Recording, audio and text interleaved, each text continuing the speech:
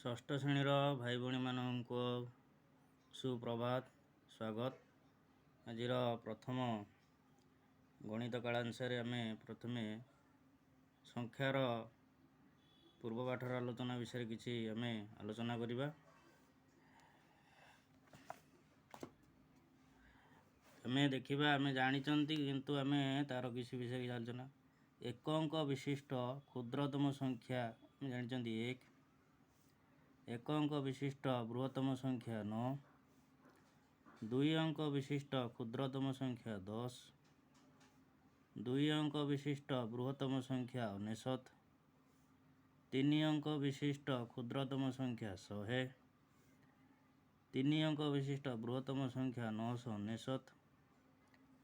4 ଅଙ୍କ ବିଶିଷ୍ଟ କ୍ଷୁଦ୍ରତମ ସଂଖ୍ୟା 1000। 4 ଅଙ୍କ ବିଶିଷ୍ଟ ବୃହତ୍ତମ ସଂଖ୍ୟା 9999। 5 ଅଙ୍କ ବିଶିଷ୍ଟ କ୍ଷୁଦ୍ରତମ ସଂଖ୍ୟା 10000 ବା 1 ଅୟୁତ। 5 ଅଙ୍କ ବିଶିଷ୍ଟ ବୃହତ୍ତମ ସଂଖ୍ୟା 99999। 6 ଅଙ୍କ ବିଶିଷ୍ଟ କ୍ଷୁଦ୍ରତମ ସଂଖ୍ୟା 1 ଲକ୍ଷ। 6 ଅଙ୍କ ବିଶିଷ୍ଟ ବୃହତ୍ତମ ସଂଖ୍ୟା 9,99,999। ଏଠାରେ ଆମେ ଲକ୍ଷ୍ୟ କରିବା 1 ଅଙ୍କ ବିଶିଷ୍ଟ ବୃହତ୍ତମ ସଂଖ୍ୟା 9। 9ରେ ଯଦି ଆମେ 1 ଯୋଗ କରୁଛନ୍ତି, 1 ମିଶୁଛନ୍ତି, ତାହେଲେ କେତେ ହେଉଛି 10। 10 ହେଉଛି, ଯାହାକି 2 ଅଙ୍କ ବିଶିଷ୍ଟ କ୍ଷୁଦ୍ରତମ ସଂଖ୍ୟା। ସେହିଭଳି ଭାବରେ 2 ଅଙ୍କ ବିଶିଷ୍ଟ ବୃହତ୍ତମ ସଂଖ୍ୟା 99। 99ରେ 1 ଯୋଗ କଲେ ହେଉଛି 100, ଯାହାକି 3 ଅଙ୍କ ବିଶିଷ୍ଟ କ୍ଷୁଦ୍ରତମ ସଂଖ୍ୟା। ସେହିଭଳି ଭାବରେ 3 ଅଙ୍କ ବିଶିଷ୍ଟ ବୃହତ୍ତମ ସଂଖ୍ୟା 999, ତା ଦେହରେ 1 ଯୋଗ କଲେ ଆମର ହେଉଛି 1000 ହେଉଛି, ଯାହାକି 4 ଅଙ୍କ ବିଶିଷ୍ଟ କ୍ଷୁଦ୍ରତମ ସଂଖ୍ୟା। ସେହିଭଳି ଭାବରେ 4 ଅଙ୍କ ବିଶିଷ୍ଟ ବୃହତ୍ତମ ସଂଖ୍ୟା 9999, ଯାହାଦେହରେ 1 ଯୋଗ କଲେ କେତେ ହେଉଛି 10000 ବା 1 ଅୟୁତ, ଯାହାକି 5 ଅଙ୍କ ବିଶିଷ୍ଟ କ୍ଷୁଦ୍ରତମ ସଂଖ୍ୟା।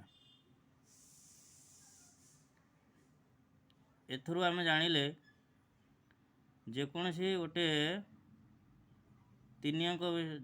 ଗୋଟେ ସଂଖ୍ୟାର 3 ଅଙ୍କ ଯଦି ଥିବ, ତା'ର ଯଦି ବୃହତ୍ତମ ସଂଖ୍ୟାରେ ଯଦି ଆମେ 1 ଯଦି ଯୋଗ କରିବା, ତା ପରବର୍ତ୍ତୀ ସେଟା ଯଦି 4 ଅଙ୍କ ବିଶିଷ୍ଟ କ୍ଷୁଦ୍ରତମ ସଂଖ୍ୟା ହୋଇପାରିବ।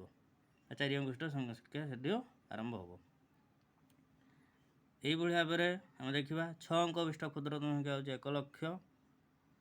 6 ଅଙ୍କ ବିଶିଷ୍ଟ ବୃହତ୍ତମ ସଂଖ୍ୟା 9,99,999। ସେହିଭଳି ଭାବରେ ଆମେ 1 ମିଶାଇଲେ 7 ଅଙ୍କ ବିଶିଷ୍ଟ କ୍ଷୁଦ୍ରତମ ସଂଖ୍ୟା ପାଇପାରିବା। 7 ଅଙ୍କ ବିଶିଷ୍ଟ ବୃହତ୍ତମ ସଂଖ୍ୟା ପାଇପାରିବା। ଏଟାକୁ ଗୃହ କାର୍ଯ୍ୟ ପାଇଁ ଏଟା ଦିଆଗଲା। ଧନ୍ୟବାଦ। ଏହି କାଳାଂଶଟି କିପରି ଲାଗିଲା ଜଣାଇବେ। ଧନ୍ୟବାଦ।